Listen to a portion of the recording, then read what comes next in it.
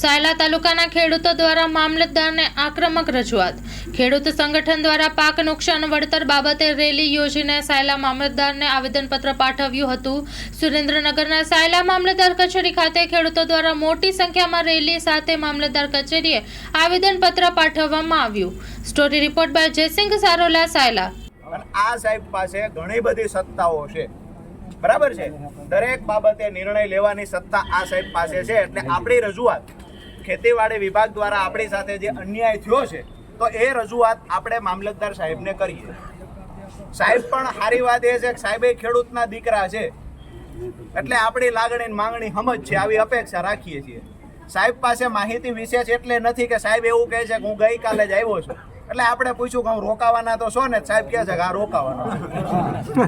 મૂળ વાત સાહેબ, તમે એવું આશ્વાસન આપ્યું, અમને ખુશી થઈ કે નિયમો મુજબ મળવા પાત્ર હશે તો મળશે, બરાબર ને? ચાલુ વર્ષે ભાઈએ મયુરભાઈ આંકડા કીધા, ખાલી ઓગસ્ટ સુધીના કીધા. ચાલુ વર્ષે સિઝનમાં 144% વરસાદ સાયલા તાલુકામાં આ સિઝનનો થયો. સાહેબ તમારી સરકારની વેબસાઇટ પરના આંકડા કહું છું. 144% વરસાદ થયો. બાજુનો તાલુકો લીંબડી, ચાલુ સિઝનનો 81% વરસાદ થયો.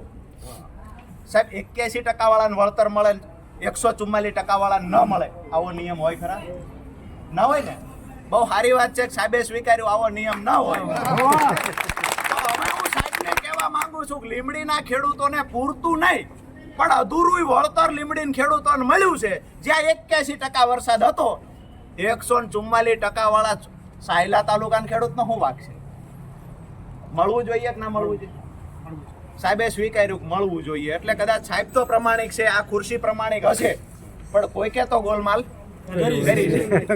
અહીંયા મીડિયાના માધ્યમથી આંકડાઓ આપું આપને. 144% વરસાદ સિઝનનો સાયલા તાલુકાનો, 145% વરસાદ સિઝનનો ચોટીલા તાલુકાનો, તેમ છતાંય 81% વરસાદ સિઝનનો જ્યાં લીંબડી છે ત્યાં ખેડૂતોને પૂરતા પ્રમાણમાં ત્યાંય નથી મળ્યું. જે સરકારમાંથી જાહેરાતો કરવામાં આવી કે બિન પિયત 11,000, પિયત વિસ્તારમાં 2 હેક્ટરની મર્યાદામાં 22,000 રૂપિયા મળશે, આ પૂરતું વળતર નથી મળ્યું. પણ થોડુંક લીંબડી તાલુકાના 81% વરસાદમાં મળે તો 144% વરસાદમાં કેમ ન મળે? સાહેબ બીજી વાત અમારી, જે આપણે નિયમની વાત કરી, તો આપ તો ગમે ત્યાં નોકરી કરતા હોય, પણ કેન્દ્ર સરકારનો અતિવૃષ્ટિનો મેન્યુઅલ આપને ખ્યાલ હશે. કેટલા ટકાથી વધારે વરસાદ થાય તો અતિવૃષ્ટિ થાય છે? કઈ નહીં હાલે વિના સાહેબ. હું રાજનીતિ છોડ દઉં, 200% હોય તો. શું કામ પણ સાહેબ નથી ખબર તો સ્વીકારો. નથી ખબર કેન્દ્ર સરકારનો 2016નો મેન્યુઅલ અને ત્યાર પછી નવો 2021-22માં 21-22માં બીજી વખત મેન્યુઅલ બનાવ્યો. બંને જગ્યાએ જ્યારે પ્રધાનમંત્રી ફસલ બીમા યોજના હતી ત્યારે પણ અને મુખ્યમંત્રી કિસાન સહાય યોજનામાં પણ કેન્દ્ર સરકારનો મેન્યુઅલ એડ કર્યો છે. બંને જગ્યાએ 120% કરતાં વધારે વરસાદ જો સિઝનનો થાય તો એને અતિવૃષ્ટિના મેન્યુઅલ પ્રમાણે ગણી અને ખેડૂતને સહાય ચૂકવવી જોઈએ. આ કેન્દ્ર સરકારની ગાઈડલાઈન છે.